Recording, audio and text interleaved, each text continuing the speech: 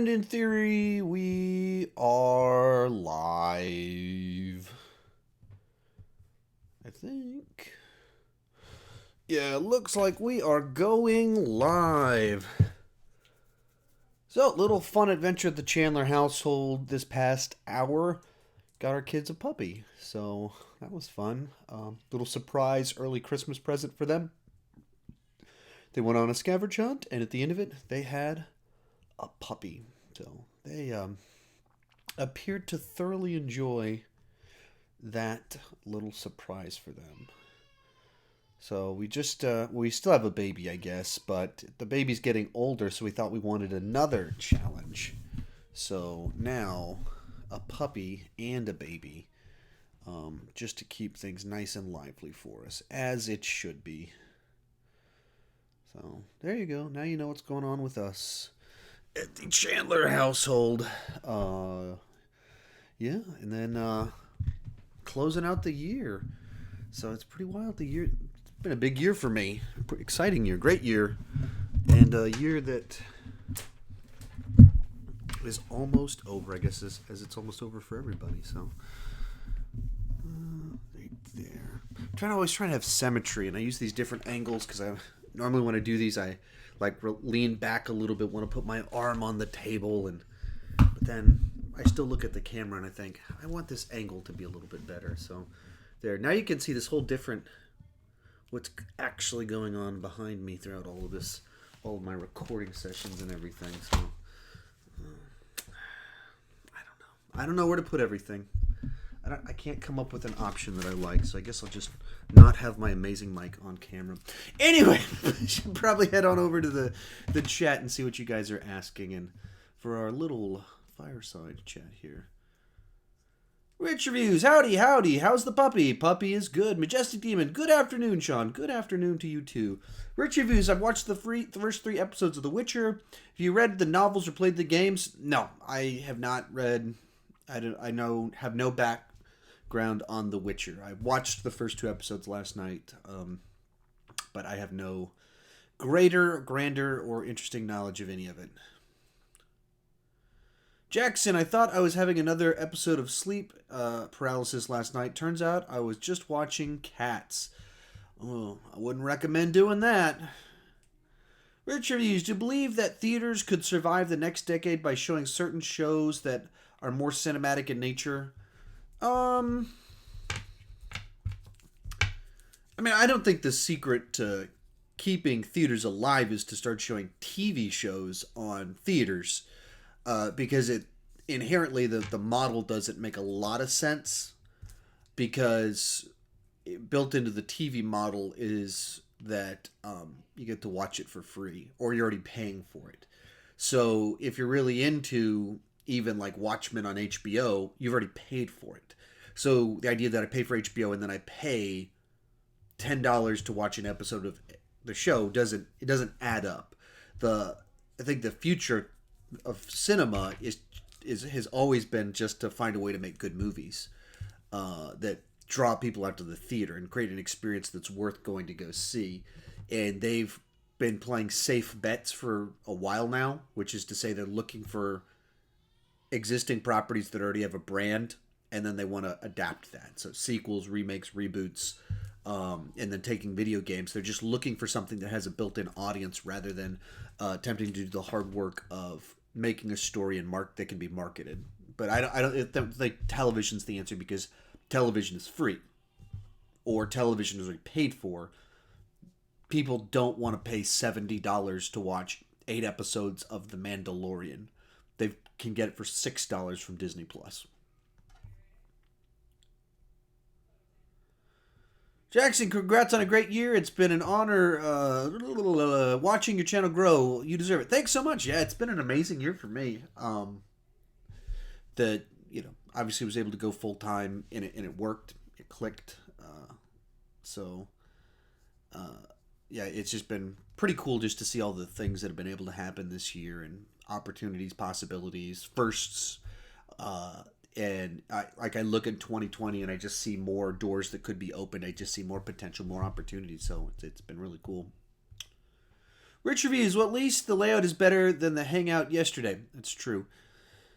My couch is not as exciting as a set. Landon, yes or no? Did you like Palpatine in Rise of Skywalker? Yes, yes. I'm guessing you haven't seen the movie, so you just want me to you don't want me to say anything, but you want to know if I like Palpatine. Yes, since that's all you asked for. Jackson, glad you watched the morning show. Can you give a little more of your thoughts on it performances, the story, how they tackle the subject matter? Yeah, I'm not really an acting critic. I don't normally talk about performances, but yeah. So the morning show, it's a Apple Plus TV series that's the show's kind of about hashtag Me Too things, where a morning show that has these two beloved hosts on it. The guy in the mix gets hashtag Me Too'd, but he's not in the full-blown predator category. He's not Harvey Weinstein, and he's not fully innocent. It's not that it was like he was just, people misconstrued this. He's in that middle spot where he definitely did things he shouldn't have done. He definitely crossed lines, but it's that tough gray area of like, okay, where exactly was the line? What was different? And so then the show is about him being out, the show kind of being in chaos, and the kind of workings on behind the scenes of them trying to keep the show going, and some negotiations of trying to keep the lady that's already there while she's trying to keep her fame, and they kind of want to get rid of her, but they can't get rid of her now that they lost the other guy. And so then the power dynamics, and there's a new producer CEO guy over the network that just wants to mess around with things, played by Billy Crudup. Like, he wants to experiment and just like screw around, which no one else wants him to do that. And so and Jennifer Aniston, it was Steve Carell's the guy that got hashtag Me Too. Jennifer Aniston is his partner in it.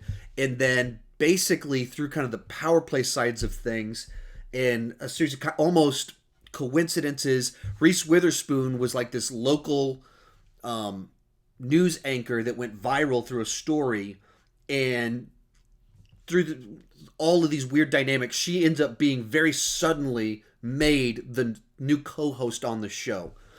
And so it's about all these power dynamics, and then it's exploring the hashtag Me Too stuff, and then there's other people inside of this show where there's a guy that's kind of higher up and he's dating an intern, and they're like, are we doing what he was doing, or like, is this the same thing? And it's just a lot of interesting dynamics to it. So we've really been enjoying it. But it's just all about, instead of just picking a side and kind of screaming at people, instead of just like having this version of things that is devoid of nuance, it's saying like, relationships are really tough, power dynamics are really tough, and no one is like squeaky clean inside of it. No one's totally evil. It kind of has all the different sides to it. It just makes for a show that's pretty cool. Majestic Demon, I started following you earlier, mid 2018. Your channel's grown immensely since then. Congrats. Thanks. Yeah, I mean, it took off in February of 2018. Beginning of February 2018, I was at 10,000 subscribers, and so I've got 130,000 more. So that's a big life change right there. It's a lot that's happened. It's been a wild little ride. Jackson, do you think the opening crawls in Star Wars are a bad storytelling device? If any other movie did that, they would just seem like as ridiculous exposition dump, and being lazy by not showing us.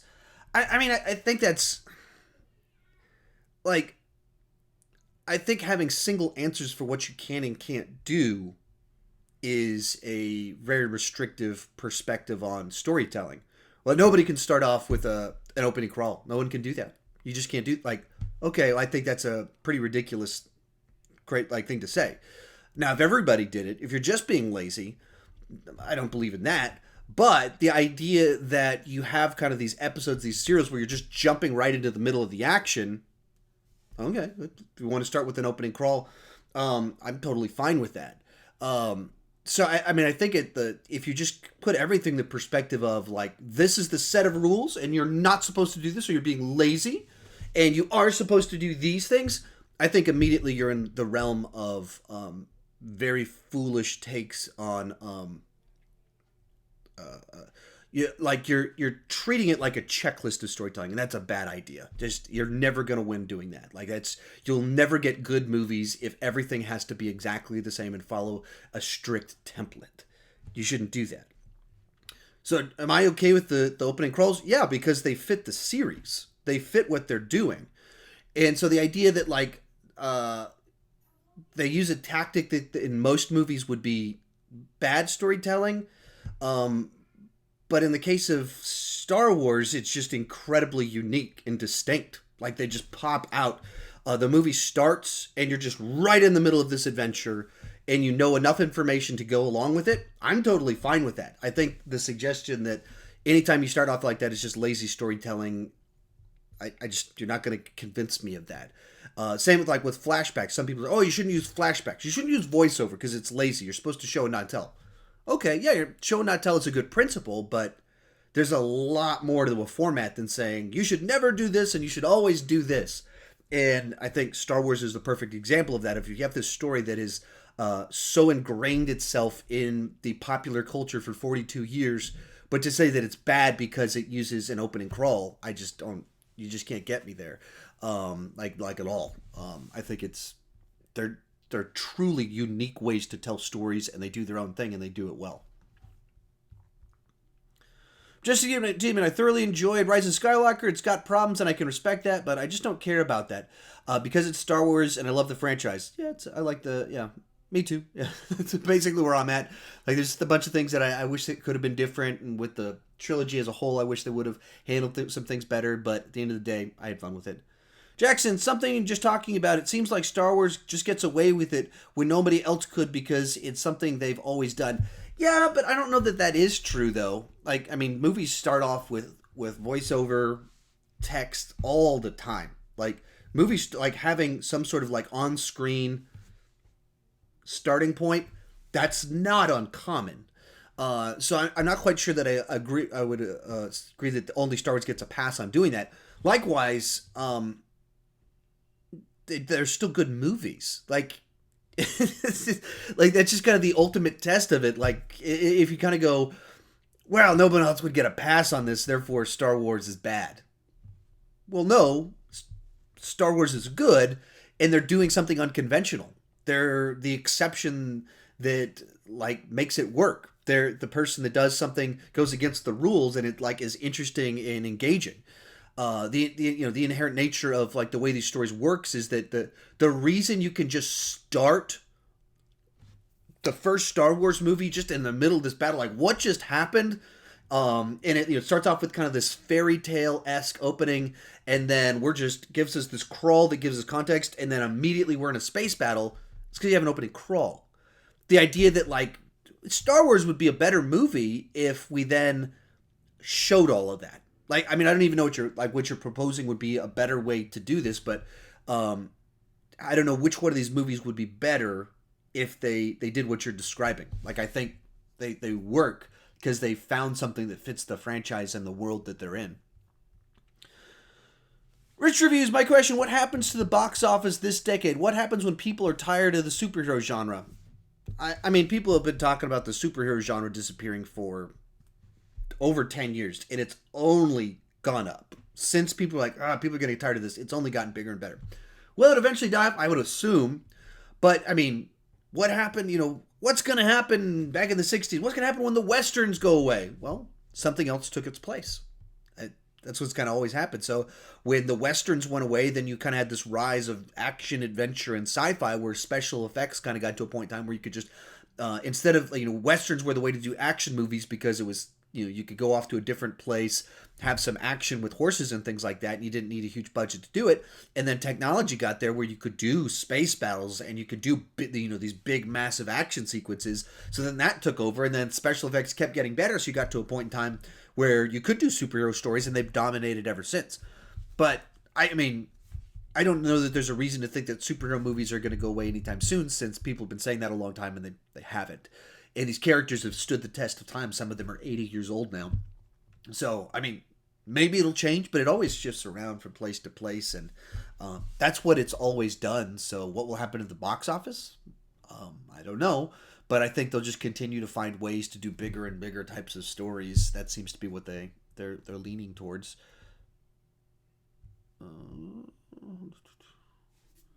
Rich reviews. Will you review for all mankind? I doubt it. I doubt it. I just don't have time. As I kind of mentioned, I'm pretty well swamped from now until January 11th with videos. Like, I am packed with videos. I have more Star Wars rankings I could do than I have time to do them. So I'm probably going to spread them, like do several this week, and then end of the year rankings start, and then the week after that, I'm going to start doing decade ranking, like best of the worst of the decade, not worst of the decade, but best disappointing of the decade. And then I'm doing some speaking in mid-January. I'm trying to launch a podcast in mid-January, and so like I'm just swamped until like the latter half of January. So I just a TV show that no one's asking me about, like except you're mentioning it to me. No one else is mentioning it to me, so it's very unlikely. There's a ton of I've seen Bombshell. I can't do a review for it. I've seen Little Women. Can't do a review for it. I watched Richard Jewell 2 weeks ago. Can't do a review for it. So I just don't have enough time. Jackson, I saw you mention Super 8 and wondering why it's not more popular after Stranger Things. Personally, I prefer Motel 6. This you doing some wordplay there. Majestic Demon, after watching your ranking of all the Star Wars films, I came up with my own ranking, and this is my ranking from worst to best. It's several comments. Jackson, I just saw your Teddy Ruxpin wave at the camera. That was creepy. Yep, it's pretty creepy. Yeah, we used to have more kids, and then he started killing them off. Pretty dark stuff. Just saw the trailer for Tenet. I think I have a grasp of what Nolan is going to do, and I'm wowed by it. Yeah, he's Nolan. He goes for interesting wow factor stuff, so we shall see. Landon, quick take on the Hangover trilogy. Yeah, so I almost ranked these when the Joker came out because they're Todd Phillips. And then I just didn't have time because I went to California. So, quick take on them. The first one was such a fresh comedy that no one saw coming. It just looked like, hey, another middle of the road comedy. It'll be okay. And you think when that movie came out, Zach Galifianakis wasn't a big comedy star. Bradley Cooper wasn't a movie star yet. This was before A-Team. This was before he started winning Oscars and everything.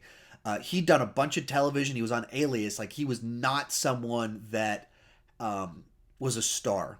And then they do The Hangover, and just suddenly this movie explodes and is way more popular than anyone expected it to be. And so, yeah, I'm a big fan of the first Hangover, and especially because it's not pretentious. It's not trying to overstate anything. It's just like this wild men behaving badly comedy. And then you have the sequels. Second one basically follows the exact template of the first, except it's in Bangkok and a lot kind of grosser and more mean-spirited. And so it's just one of those movies that, like, I laughed when I first watched it, but then I was like, it just feels gross afterwards. Like, this doesn't fit right with me. Then the third one, they try and turn it into a true trilogy and loop back to the first movie and big plot twists and reveals as to why things keep happening. And it's like also more of an action movie, and there's like big set pieces inside of it and heist things. And it just kind of felt like it lost itself. Where it just got self-important and just thought it was something it wasn't. And so the first one, I think, just as kind of the standalone little men behaving badly comedy, I think is a lot of fun. I really enjoy it. And the sequels severely tarnished its reputation by being too much of the same thing except worse and meaner, and then just by being too different and kind of full of itself. Alright, now we got Majestic Demons ranking 2, Last Jedi, Solo, Phantom Menace, Rise of Skywalker, A New Hope, Return of the Jedi, Rogue One, Force Awakens, Empire Strikes Back, Revenge of the Sith. Rich reviews, thoughts on a fourth Jackass movie. I mean, the Jackass franchise just seems like one that I would assume that they would make a movie until they stop making money. I would assume they would keep making them every 3 years or something like that, or until Johnny Knoxville, dies or can't do it anymore. Which we got to be getting close to the point in time where he's got to man, I probably should stop doing this. But it's inherently it's lowbrow humor. But they're fun, charismatic guys. You enjoy the the nature of these guys together. It's not for everybody. I mean, it's pretty straightforward. Like, you can watch 5 minutes of a Jackass movie, and if you think it's funny, you'll like the movie and you'll like the other movies. And if you don't like it, it's not for you.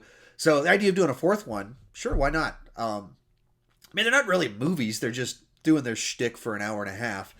Whatever. I mean, if they want to put it in the theater, cool. I think I don't think I've seen all of the movies. Well, I know I haven't seen all of the things that they've put out.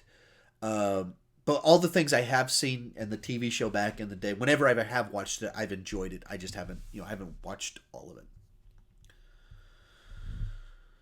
Rich Reviews, thoughts on Birds of Prey getting an R rating? I don't know. I have to see the movie. I don't have inherently a strong opinion just early on.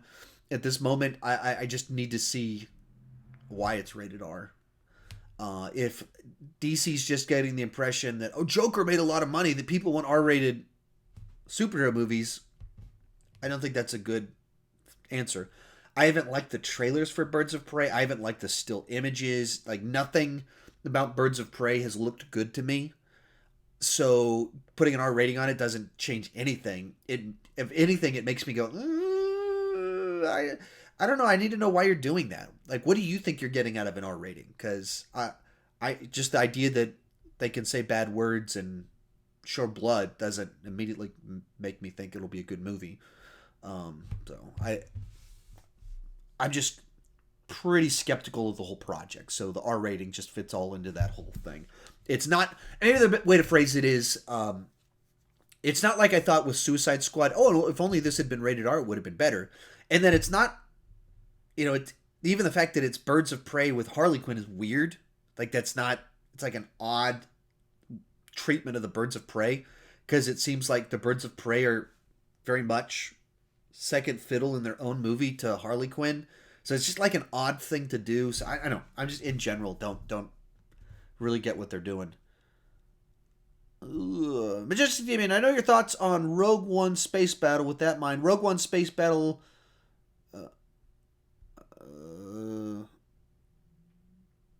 With that in mind, Rogue One Space Battle or Return of the Jedi Space Battle. I don't remember if you've touched on this before. I apologize. Yeah, just watch today's video and you have my answer to it. That is like that exact question is explicitly answered in the video. Landon, which Keanu Reeves movie do you think will win the box office?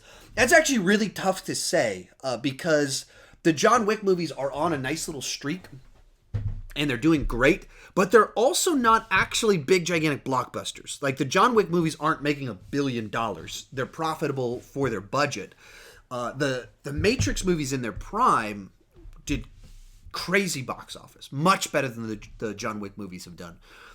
But it's been a long time. Reputation of the sequels isn't so good. So it really depends on if those trailers are awesome and they win people back, and if the reviews are good, like if people are like, they're back, this is the Matrix, this is the real deal. I think there's a lot more potential for the Matrix to be a bigger film than John Wick.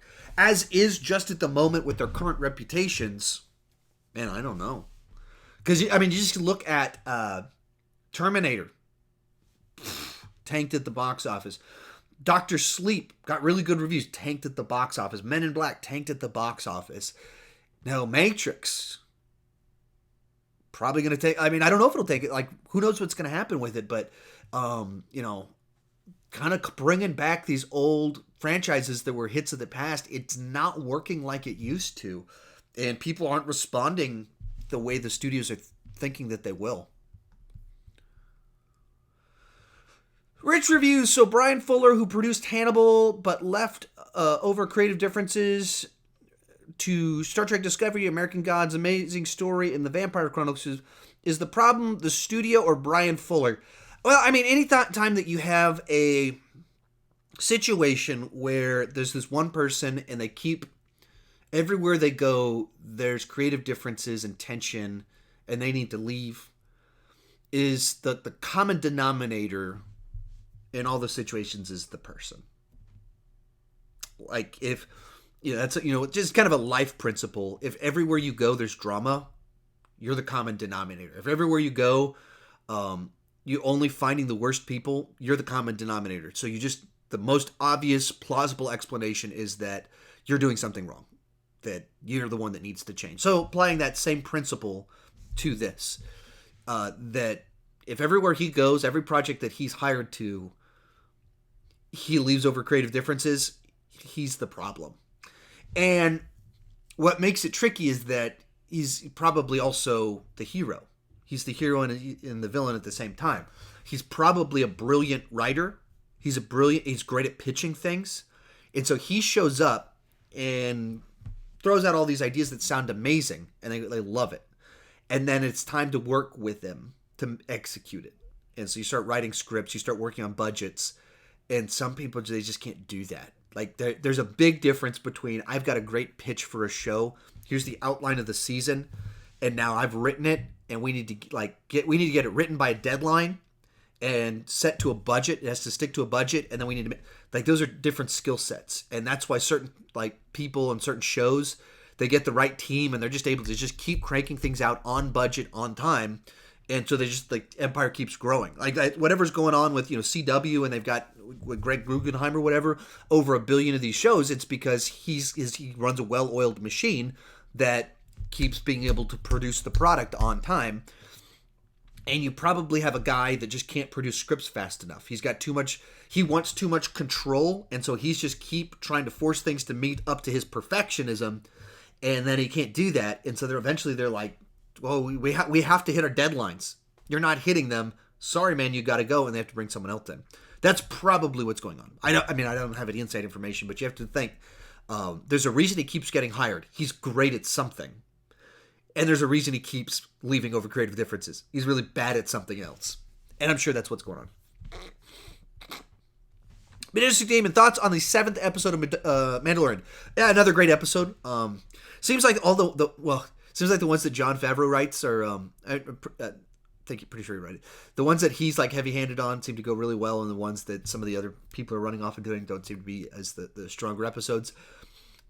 Feels like whenever the episodes are kind of tied to the bigger mythology with our Baby Yoda storyline, they're the better episodes, and the standalone kind of, let's take a Western template and go off and do it somewhere. I still enjoy all of those ones, but they just feel less consequential. It's like, okay, they did that thing, and the next Tuesday they're going to go off somewhere else and do something. So I really dug it. I've enjoyed the whole thing. Even though the weaker episodes are still very enjoyable little bounty hunter westerns in the Star Wars universe adventures for me. Where are we at? Rich Reviews, you're going to watch Star Trek Picard. What do you think happened to the Federation in the 3rd season of Discovery? Or what do you think happened? That's a confusing question because it sounds like you're asking the question from the future. Are you going to watch Picard? Yes, absolutely. I'm going to watch Picard. I'll probably review the first episode, and then the season as a whole is probably what I'll do. Maybe what I'll do with the first episode is 2 reviews, depending on, check my schedule, and do a spoiler-free myself, and then maybe have my sister do a spoiler review with me. I don't know.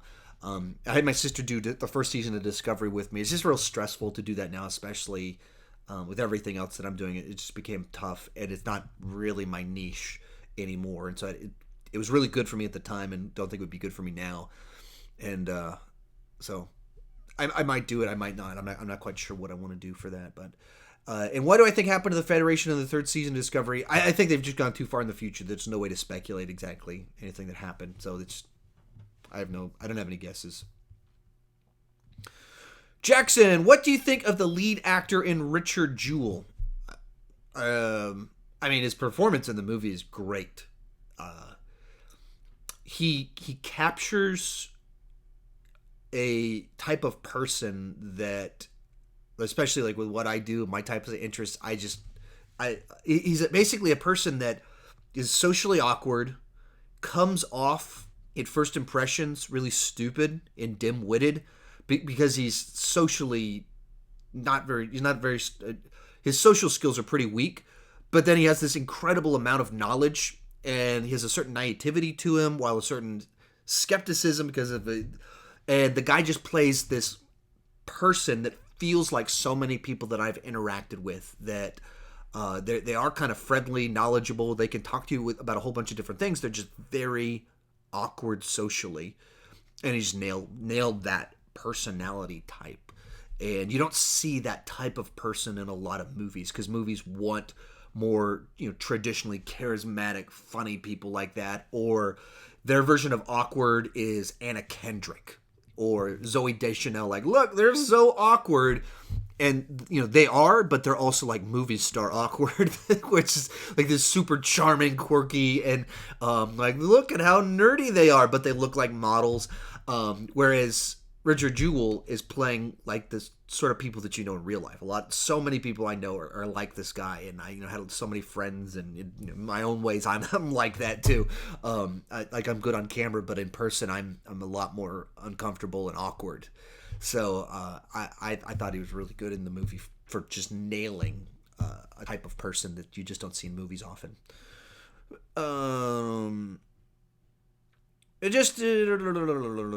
Rich reviews. For years, I drank the Return of the Jedi Kool-Aid, but realized outside of the throne scene and the space battle, I think it's a bad movie.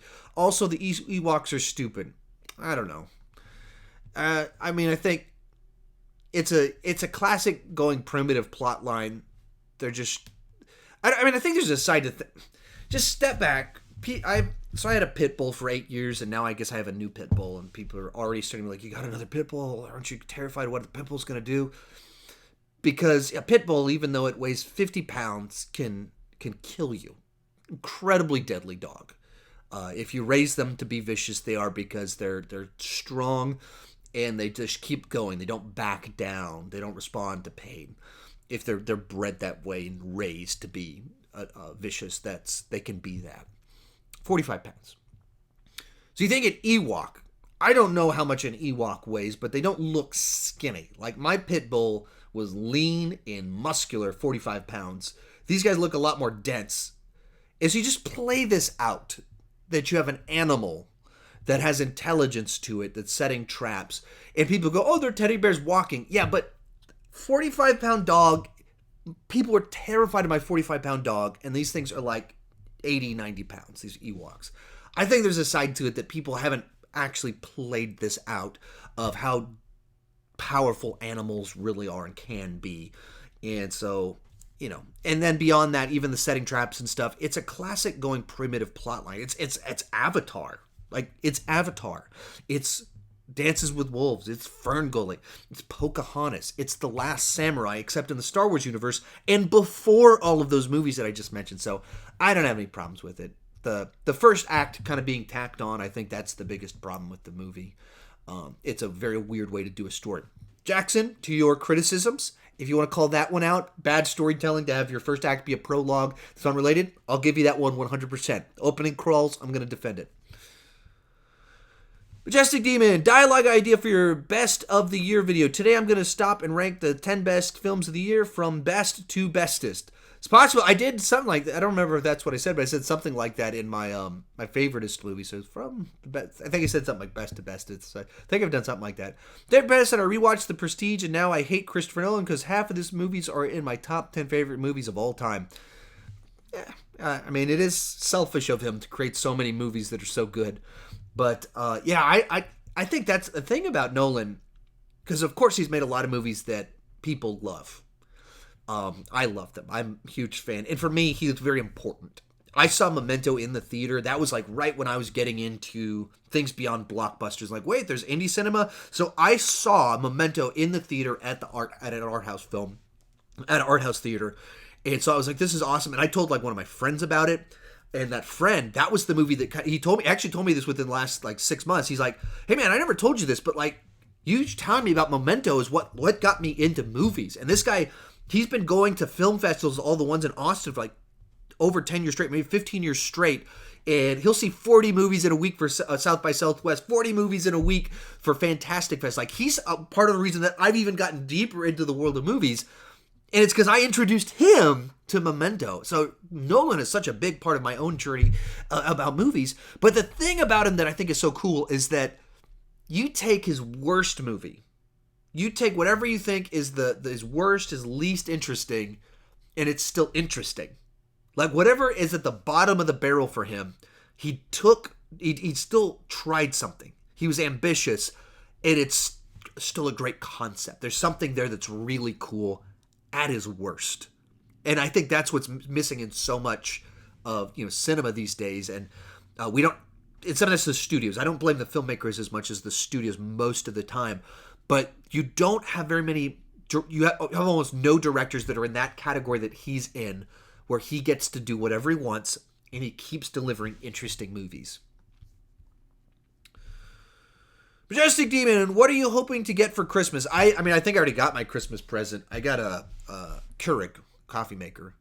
My wife went out of town 2 weeks ago for a work trip, and I came home one day, and it was sitting on the front porch.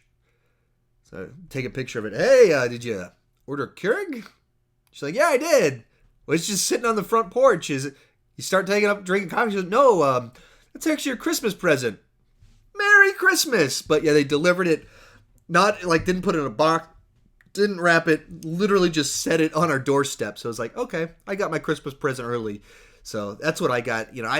I tend to tell everybody everything. What I'm always trying to do is get people to just pool their money together, because I'm just always like, right now I need a new laptop. This laptop is 5 years old. It's from my old job when I worked at a church. It was designed, they wanted me to have a computer where I could do video editing, but that was like, once every, like, video editing was like the small part of what I did.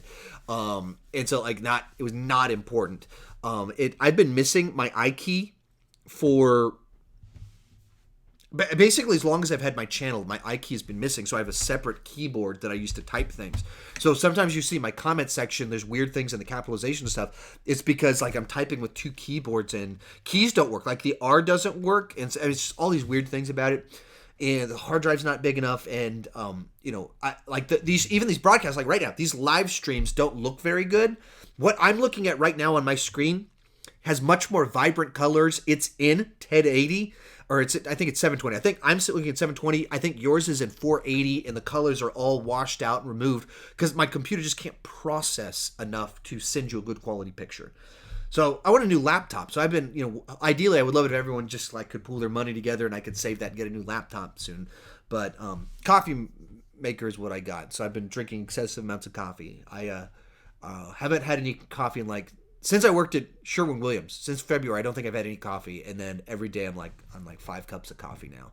So I'm amped up all the time. And I also do pre-workouts before my workout, so I'm just amped up on so much coffee and caffeine all of the time these days. So hopefully this is going to be an awesome month of productivity. Rich reviews. My worst Christopher Nolan movie is Insomnia. I like Robin Williams' performance, but I just didn't care about the film in general. Yeah, it's pretty dull to me too. I don't know if that's the bottom. I don't think that's. I think I actually think I have Prestige on the bottom of my list. People get mad at me for all the time for that. David President, I've seen Rise of Skywalker twice now. I liked it a little more the second time. I don't love the movie, but I do like it. Me too. That's about where I'm at. Yeah, I think it has some obvious problems. I had some people on Twitter were getting into it a little bit with me over some analogies, and I basically said that the movie's kind of like a TV dinner. I like TV dinners. I eat them all the time. They're not as good as the real thing, but that's what this one feels like. Quickly, had to get a bunch of stuff done really quick, so you just throw it in the microwave instead of slow cooking it properly. And that feels like this was something that needed to be slow cooked out, all these plot lines, and instead they just, had to microwave it. But I still like microwave dinners. Majestic Demon, fun fact, the only Nolan movie I've seen are his Batman movies. Fix that. You gotta fix that. He is, you gotta fix that one. He's the guy that's making big blockbusters that are great and that the studios are giving him the money to do it. Like Inception, you gotta see Inception. Memento, you gotta see Memento. But his stuff's great. You want to see all of it. David Patterson, I love literally every Nolan film, even the following. I've only seen the following one time. Landon Peterson, and that was before I did my ranking for the movie. So that was the one time actually, that's not true. That's not true. I watched it about 18 years ago, 19 years ago. I mean, I saw it, watched Memento, and went, well, he's got another movie, and then I rented it, and it was at that point in time, I was not ready to watch a black and white. I was like, what is this? And then I watched it again right before I did the ranking I did a couple years ago. Landon, did you see the sneak peek for the new CW show Stargirl? I did not watch that, but is it CW? I guess it is CW, huh? I Thought it was going to be on All Access, but I don't know. I guess I shouldn't be surprised. They just cranking those shows out. Majestic Demon, do you have any thoughts on the people who are arguing that Baby Yoda isn't Yoda? I mean, it's 50-50 he's Yoda or not. I mean, I don't even know if it's 50-50. Like, there's no reason to think that he is Yoda. Like, there's no reason to think that. He's just the same species. So maybe he's a clone. The timeline makes sense for that, in which case he's a clone of Yoda. That's entirely possible. But, I mean, someone says it's not Yoda, I don't go, what? You're crazy. Of course it's Yoda. Like, well, why would it? There's no reason it needs to be Yoda. It's like the Mandalorian doesn't have to be Boba Fett. Same concept.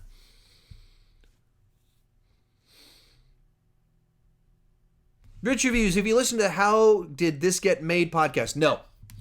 David Pattison, my current Star Wars ranking, worst to best, Clone Wars movie, 2, 1, 3, Solo, 8, 9, 6, Rogue One, 7, 4, 5. So that's pretty close to mine. Couple swaps around, but pretty close to mine. Where's your views? Here's an idea for your podcast. Interview the owner of the last Blockbuster store in Oregon. That could actually be fun. I don't know, that might be something interesting to look into that out. See if the guy's game for it. Rich Reviews, what do you think will happen to the Borg in Star Trek Picard?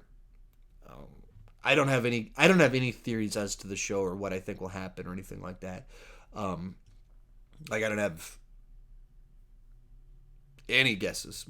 Certainly not specifically about the Borg. Rich Reviews, do you prefer ginger or molasses cookies? Ginger. Molasses doesn't sound like a word that I want put in my cookies. Rich Reviews, thoughts on the backlash that Disney Plus wants to do a Home Alone reboot? I don't know about. I don't have any thoughts on the backlash. On the movie itself, it just seems like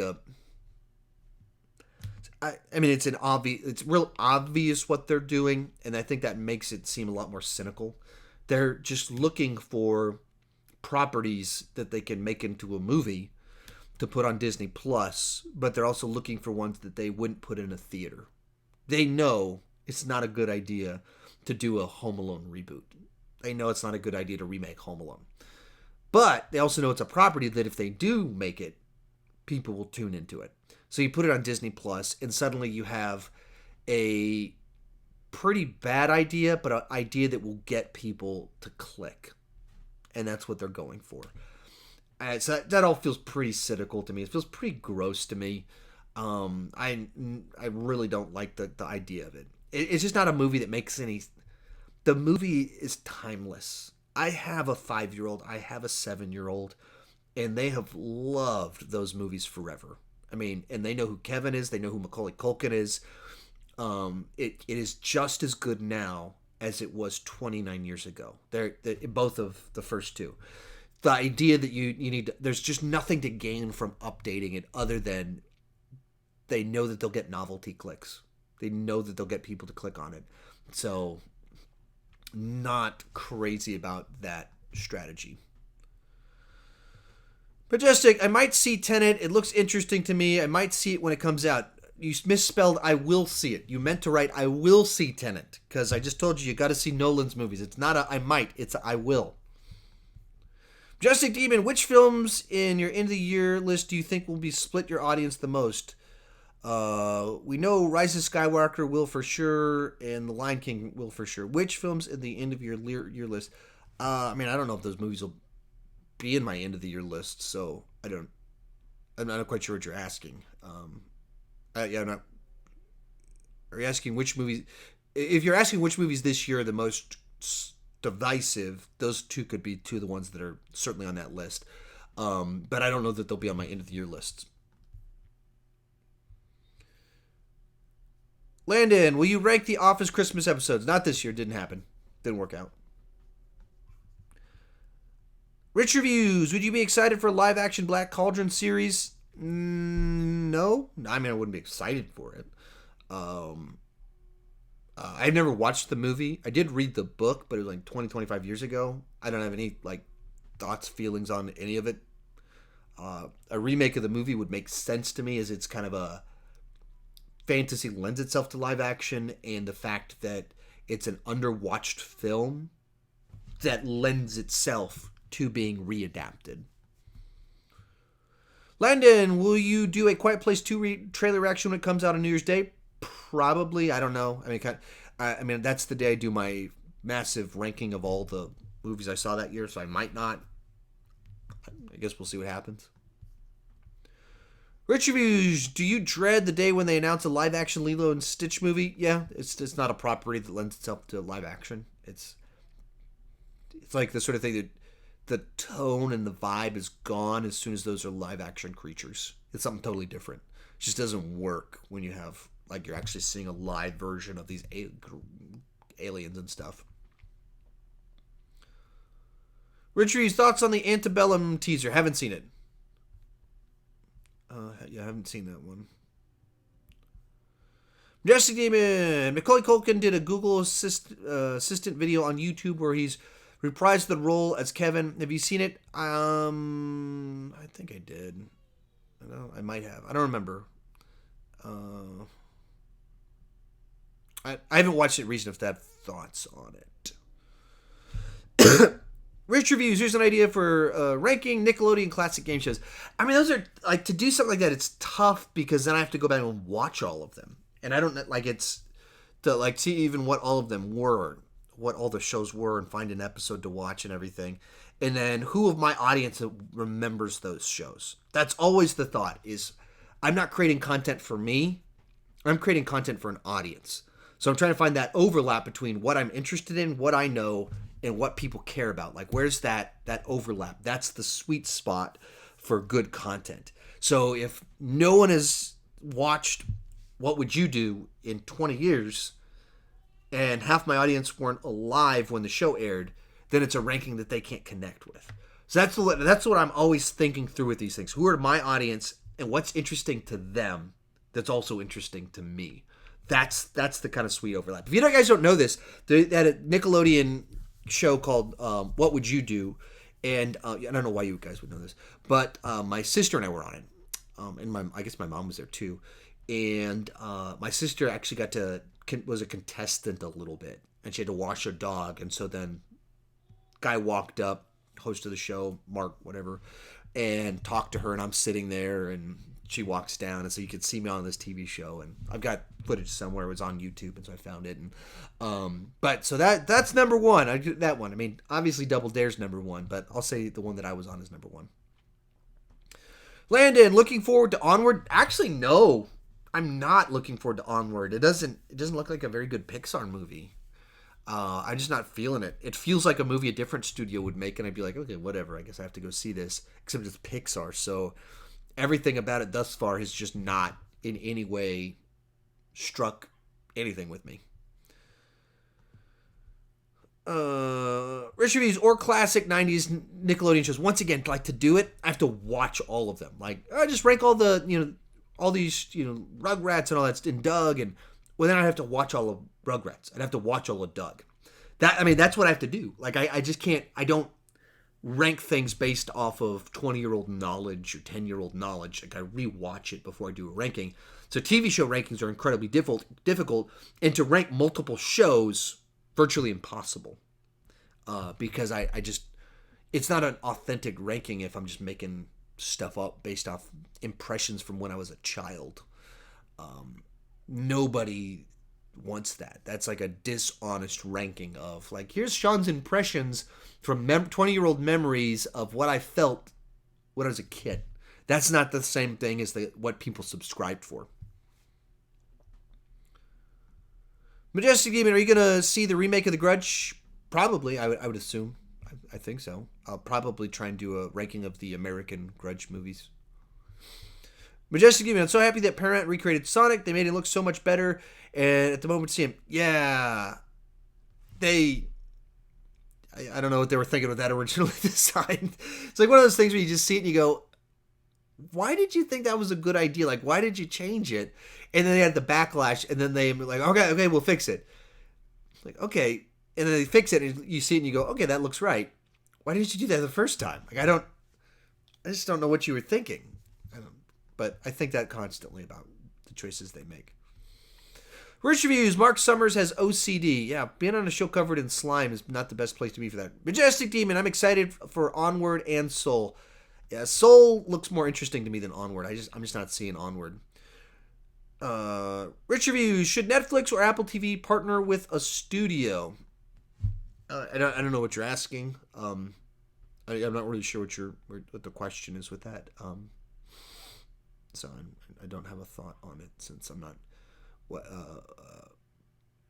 Yeah, I'm not sure what you're asking.